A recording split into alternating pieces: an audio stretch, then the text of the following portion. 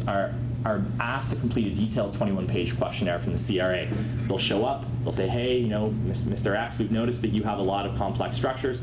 Would you mind talking to us about it? Typically, Mr. X will say, well, I'd love to, but I'd really like you to meet with my solicitor first, in which instance they'll issue you information to request, an information to admit under 241 of the Act, and they'll send you the questionnaire, and then you'll have to fill it in.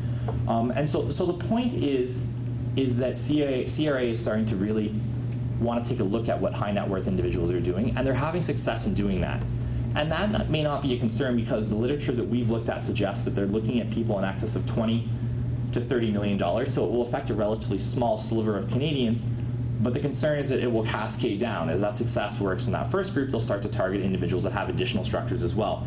And this project, as we know here, stems from an OECD report on ways to increase compliance with high net worth individuals. The basic philosophy is that high net worth individuals are at the tip of the spear in terms of driving tax innovation, and that if there's some focus to tax and to control structures that these individuals use, all of the remaining individuals' structures will also be taxed or utilized as well. So the conclusion is that challenging economic conditions have caused governments to consider methods to increase revenue from a variety of different sources. This has affected U.S. estate tax, which we focused on in particular today, in addition to creating a series of other traps for the unwary, which we've just tried to highlight as well. Thank you very much. Any questions that people may have? We have a few moments, so feel free.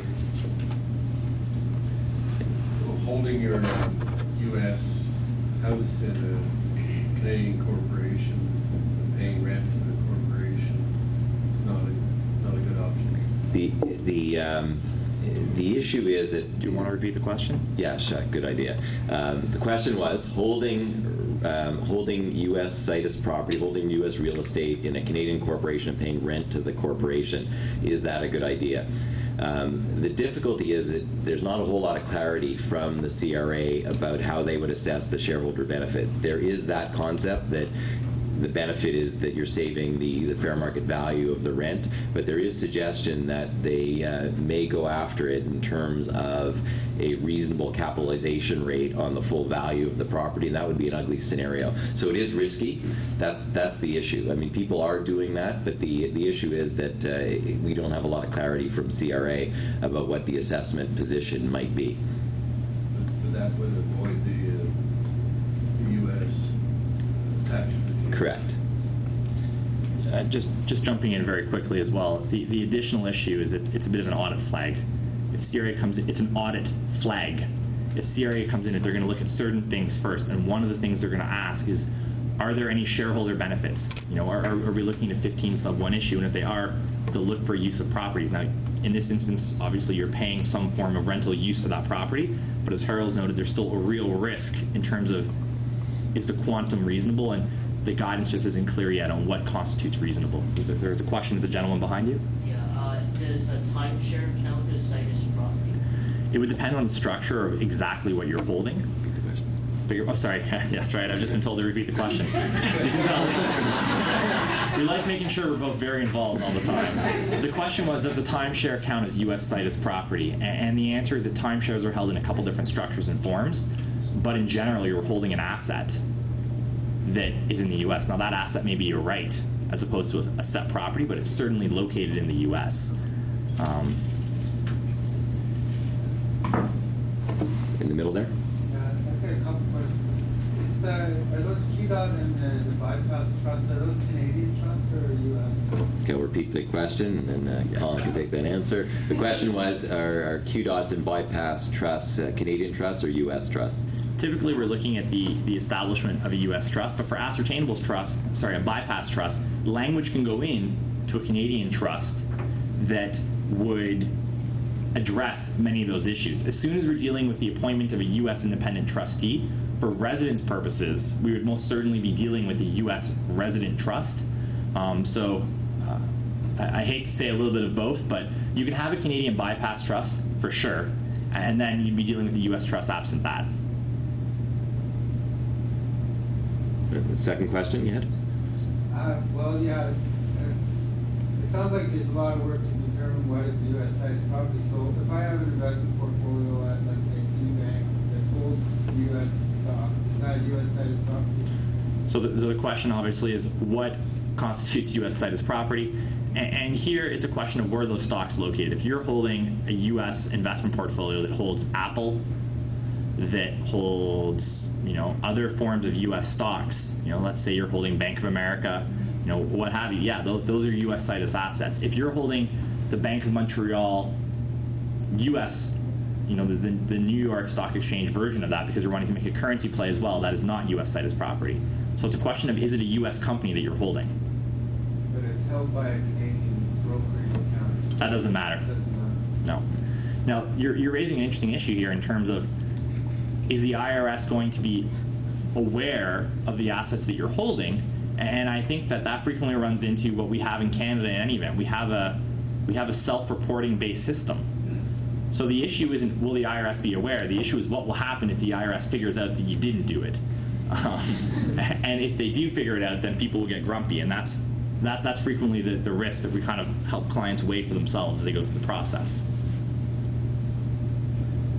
So the 1 million is worldwide assets. It's not. Correct. James? Given the propensity of individuals going to the United States and buying real estate holdings in large quantities, holding on to them, renting them out, and that sort of thing, out of all of the structures that we're looking at here, what would be your recommendation if I'm part of a group or I'm an individual who's going down and buying multiple properties in various jurisdictions? What kind of solutions would you recommend?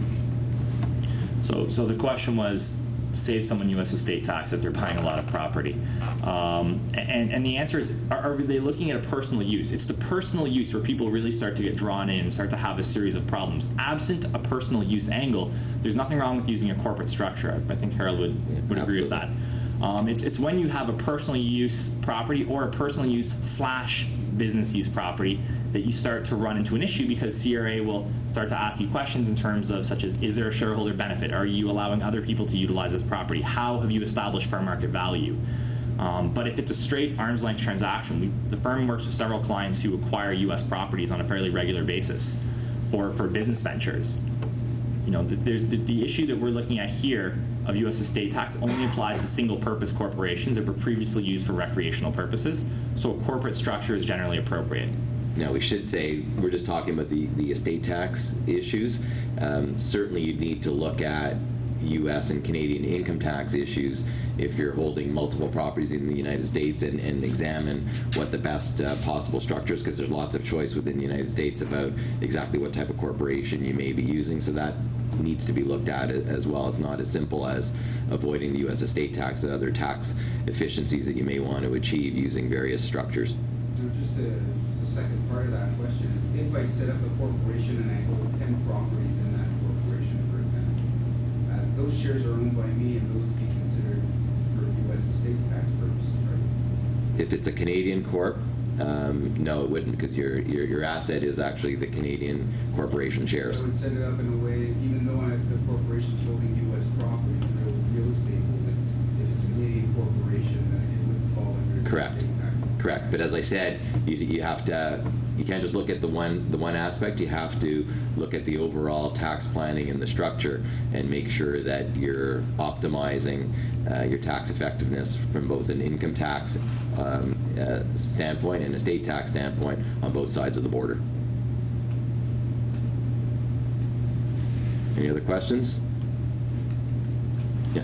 Does intellectual property rights, copyrights, that sort of thing fall into this type of things about U.S. patents? It would.